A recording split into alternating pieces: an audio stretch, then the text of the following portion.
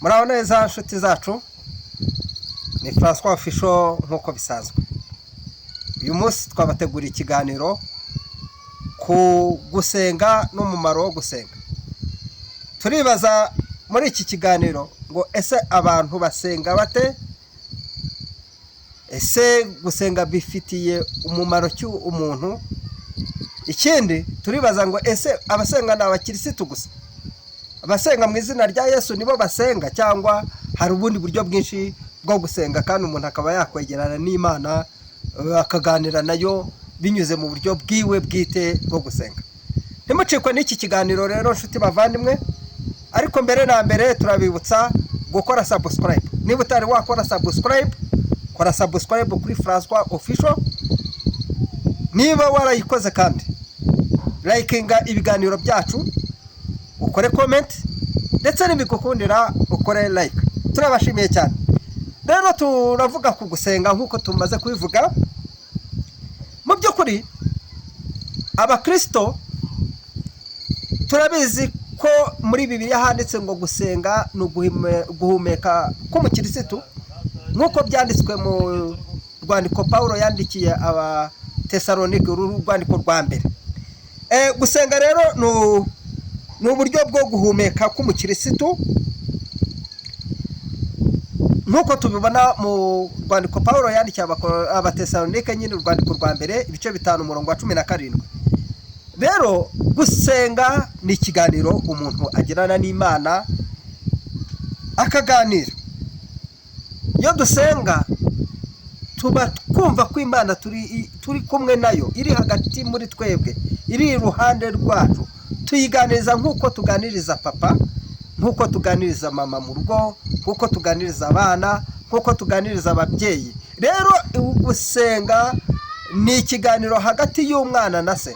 Imana ni data, hanyuma Kristo ari mu Mana, kuko Kristo ni Imana, hanyuma akadutwarira ibyifuzo. Benshi barabizi neza ko tuvuga ngo gusenga, umuntu yasenga marayika cyangwa se umwuka wera atwara ibyifuzo by'uwo muntu akabishyikiriza Imana. Gusenga nguko nicyo cyitwa gusenga. Ariko se twakwibaza ngo gusenga bigirira umumaro ki umuntu ubikora? Umumaro wo gusenga ku muntu ubikora, icyambere twavuze ko ni ikiganiro nyine. Bitwunga n'Imana, bituma tukurushaho kwegerana n'Imana. Iyo dusenga twegerana n'Imana, hanyuma bikadufasha kandi guhuza nayo. Umwanditsi umwe yaravuze ngo gusenga ni uburyo bwo kurushaho kwegerana n'Imana, tugirana nayo ubucuti. Gusenga kandi bidufasha gusaba imbaraga n'ubwenge. Iyo dusenga mu masengesho yacu ya buri munsi, uko tubyutse, uko turyamye, uko tubonye akanya mu byo dukora byose, muri bya bindi tujya tubona abantu bagenda birukamo, ku cyumweru birutse bagiye gusenga, mu minsi y'imibyizi bagiye gusenga, igihe cyose ukabona umuntu avuga ngo ndasenga ndasenga ndasenga. Nta kindi abasaba imbaraga, asaba n'ubwenge. Niba usenga utagamije ibyo, urasenga ubusa. Ikindi, gusenga bifasha umuntu kugira ituze mu mutima. Amasengesho azana amahoro mu mutima w'umuntu. Iyo usenga urahumurizwa, kuko niba ari ukuganira n'Imana, ubundi gusenga byakabaye bigufasha kumva ya mpumuro y'Imana iguhumuriza, hanyuma bikagufasha, bikakujyana mu mwanya mwiza wo kumva utihebye, ukagira ituze. Gusenga bituma umuntu atekana, bikagira umuntu agira amahoro, nkuko Paulo yabyandikiye Abafilipi ibice 4 umurongo wa 6 kugeza kwa 7. Gusenga byakagombye kugira umumaro ku mukristo cyangwa se ku muntu wese wo gushima no kuramya Imana. Iyo dushima tubwira Imana ngo Mana Data wa twese mu izina rya Yesu, kubemera Yesu, abemera ibindi nabyo bafite uko babikora, hanyuma ariko tugahereza Imana icyubahiro gusenga kandi bigaragaza gukizwa no guhindurwa. Mu masengesho yacu niho dusabira imbabazi, niho tubwira Imana ngo Mana tubabarire, twagenze gutya, twifashe gutya, tubabarire. Kandi niho dusabira guhindurwa, tukabwira Imana ngo duhindure imigendere yacu twari dufite, uyihindure uduhereze imigendere mizima. Gusenga rero bidufasha guhinduka mu mitima no mu bitekerezo. Icyo kintu tukiziranye twese, utacyemera gutyo sinzi uko byemera, ariko gusenga bigufasha guhinduka. Nta kundi guhinduka kundi nuko byiyumvamo yuko niba usenga Imana uganira na Data ugomba kwitwararikaho, bigatuma uhindura n'imyitwarire yawe. Muri make ya gusenga ni gardefu y'umuntu. Iyi gardefu ni kantu k'agasteya twuma bazamura turinda, dushobora nko kurinda abana kuba bamanuka ahantu harehare bakabagwa. Rero gusenga ni gardefu kuri wowe. Uburyo bwo gusenga mu by'ukuri mu mahanga yose, mu Rwanda, hirya no hino, mu mico itandukanye, abantu baravuga ngo barasenga. Ushobora kwibaza ngo abantu basenga bate? Uburyo bwo gusenga ni bwinshi, abantu bafite uburyo bwinshi basengamo. Abakristo nabo ubwabo nubwo gusenga kwabo babikomora kuri Kristo, ariko ntibasenga mu buryo bumwe. Bamwe basenga bavuga ishapure, bagasoma ishapure, baba bambaye, bakavuga amasengesho adahinduka ahoraho. Abandi bakagira amasengesho y'uburyo bwinshi, bagasenga ibyo basenze none ntabwo ari byo basengesho, bagasenga bakurikije situation. Mu by'ukuri rero abantu bafite uburyo basenga. Abandi bagasenga bapfukamye, abubitse imitwe, abandi bagasenga bareba iburasirazuba, abandi wenda bakareba iburengerazuba, biterwa n'uburyo bwo gusenga. Uburyo bwo gusenga rero umuntu ashobora gusenga ku giti cye, ukinginga Imana, ukihererana nayo, kuko Imana ni Data. Si ngombwa ngo ibyo ugiye kubwira Data abantu bose babimenye. Ibyo ugiye kubwira Data byakabaye ibyawe nawe gusa. Yesu rero yatwigishije uburyo bwo gusenga. Muri Matayo ibice 6:6 avuze ngo nusenga wiherere, ujya mu cyumba cyawe, ujya hiherereye. Ahiherereye nta handi rero, ahiherereye ni mu mutima, ni mu mwuka. Gusenga nyabwo Kristo yavuze ni ugusengera mu mwuka. Imana ni umwuka, abayisenga bakwiye kwisengera mu kuri no mu mwuka. Mu kuri ni hehe? Mu kuri ni muri Kristo, mu kuri ni mu ijambo, kandi Kristo ni we jambo. Rero usenga Imana akwiye kwisengera muri Kristo, kuko ni we kuri, ni we jambo, hanyuma agasenga mu mwuka, kuko Imana ari umwuka. Gusenga rero ushobora no kubikora mu matsinda, abantu bagasenga mu matsinda atandukanye. Nuko byanditswe mu rwandiko Pawulo, mu rwandiko rw'ibyakozwe n'intumwa igice cya mbere umurongo wa 14. Intumwa ziri hamwe zarasenze, zagiye hamwe zirasenga, zimaze gusenga umwuka wera arazimanukira.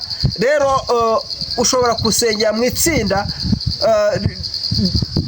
rinini cyangwa se ritoya. Yo muri hamwe murimo musenga, muterana imbaraga, mukagira imbaraga ku bw'amasengesho ya buri muntu wese, mugasengerana. Ni iby'agaciro nabyo, nta kibazo. Gusenga rero umuntu ashobora gusengera mu mutima.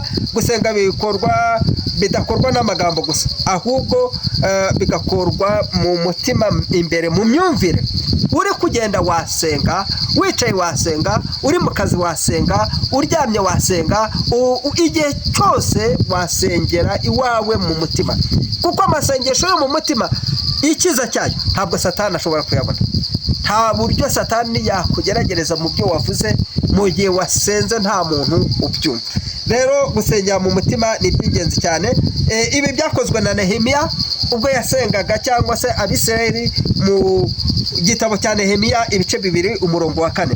Gusenga ushobora no kubikora mu ijwi riranguruye, nabyo biremewe, nta kibazo. Ushobora gusenga mu ijwi riranguruye rwose, ukibwira Imana usakuza, wemere gusenga mu buryo ushaka, biremewe rwose, nta kibazo.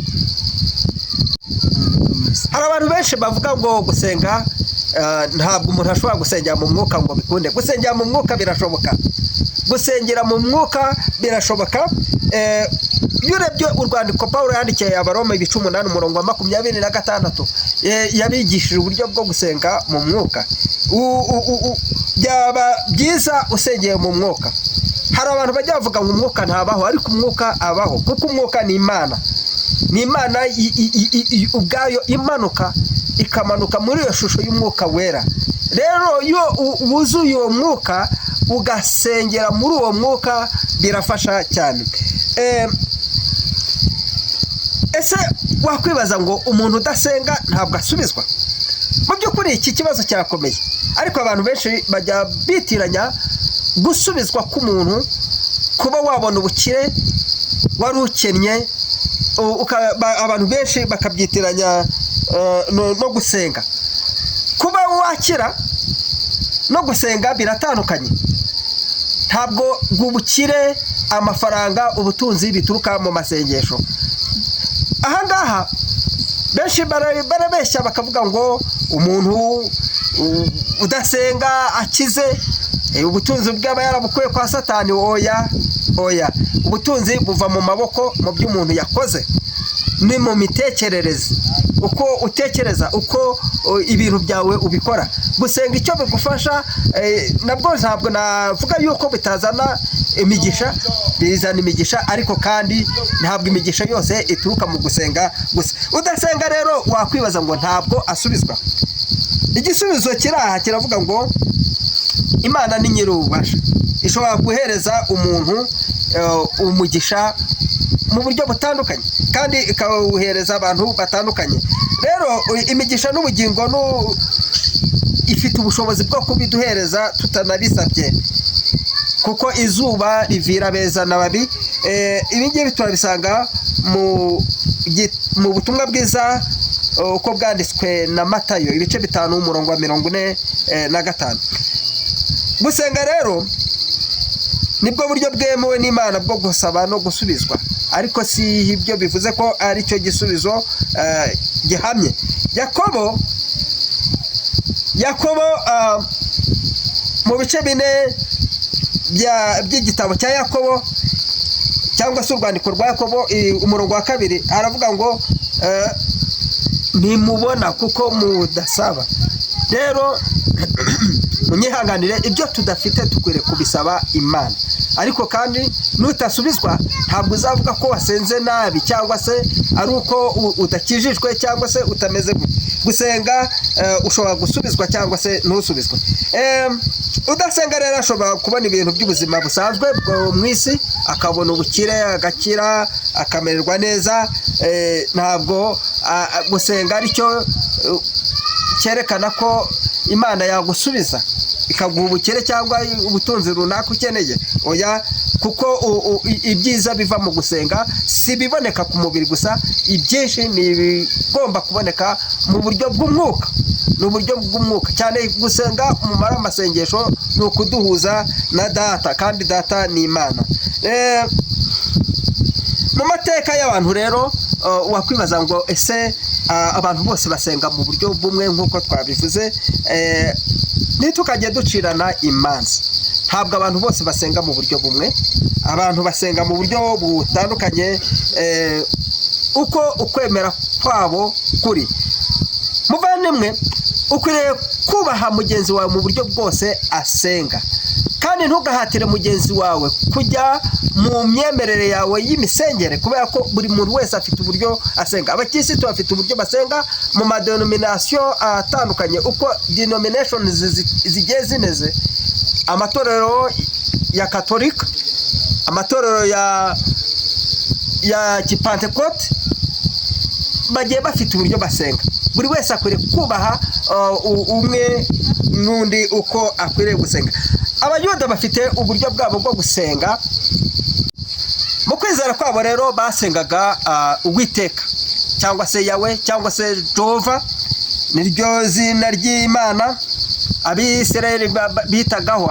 Abayuda bakayubaha, kandi gusenga Yawe byaturutse kuri Abrahamu n'abuzukuru be cyane cyane Yakobo nibo bari bafite umurage wo kubaha Imana, ibigisha uburyo bwo gusenga, basenga Imana, ibaha amategeko bagombaga kugenderaho. Rero mu myemerere y'idini ryabo rya Kiyahudi bafite uburyo bwabo basenga, harimo no kubahiriza isabato ndetse n'ibindi. Ntabwo twabaciraho iteka abafite ubwo buryo bwo gusenga, nabo bayizera Imana. Ni muri ubwo buryo bwabo bizera mu Imana. Si ngombwa ngo tujye tubareba tuvuge ko batigeze bamenya Imana. Abisilamu nabo bafite uburyo bwabo basenga Imana, ariko banyuze ku muvugizi wabo cyangwa se intumwa yabo Muhammad. Rero nabo ni uburyo bwabo, kandi amasengesho yabo barayasenga akagera ku Imana mu buryo bwabo, kimwe nuko natwe abakristo tugira. Hari abandi, hari Abahindu, hari Ababuda munyahanganire, nabo bafite uburyo bwabo, bafite amasengesho yabo, rimwe na rimwe mu buryo bwo kuzirikana no kwibanda ku bitekerezo byabo bwite. Hari abasenga mu buryo gakondo, nabo basenga mu buryo gakondo. Mu Rwanda kera twari dufite uburyo bwo gusenga Imana, ariko abantu banyuze ku myuka y'abakurambere barimo Ryangombe na za Nyabingi, bakakorera za kirite, iyo myuka mu buryo bwo kubandwa no guterekera. Kandi Imana yarabemeraga. Uko tugenda tubisoma mu mateka, babonaga imigisha iturutse muri ubwo buryo bwabo bwo gusenga. Rero mu gusoza, inshuti bavandimwe, nubwo abantu basenga mu buryo butandukanye, buri muntu wese akwiye gukomeza kwizera kwiwe. Nta muntu ukwiye guciraho undi urubanza ngo wowe ngo uburyo usengamo si uburyo buri wese afite uburyo asenga. Ikiri ngombwa nuko dusenga Imana imwe yo mu ijuru tutabona, kuko Imana ni umwuka, kandi tukayisengera mu mwuka, tugasengera ahiherereye, tukamenya ibyo tuyibwira kuko ni data, tukaganira nayo. Uburyo bwo kuyigeraho buri wese nakoreshe ubwe. Nicyo nasoza mvuga. Ntabwo nakwigisha uburyo bwo gusenga buri bwo kurusha ubundi, ariko ubwo njye nemera ni ukunyura kuri Kristo nk'umwana w'Imana, nkamwiringira, nkamwizera, akangeza kuri se kandi ari we data, hanyuma nkiyunga nawe, nkamubwira uko bwije uko bukeye, kuko ni Imana. Tuganira nayo mu buryo bwose bw'umwuka, mu buryo bwose bwo gusenga. Kandi gusenga ntabwo ari mu magambo gusa, no mu ndirimbo naririmba nkaba ndasenze. Uburyo bwose nasenga nabwira Imana, kandi Imana ikanyumva. Ndabashimiye rero kubw'uko mukurikiranye iki kiganiro, mugiye kugikurikirana. Ndabashimiye umwanya muri bufate mucyumva. Bashimiye kandi mwebwe bashyashya mugiye gukora subscribe. Ndabashimiye namwe mugiye gukora comment, mutanga ibitekerezo, abari bukore like ndetse n'abasharinga iki kiganiro. Mukomeze muhabwe umugisha. Turacyari kumwe. Ciao ciao.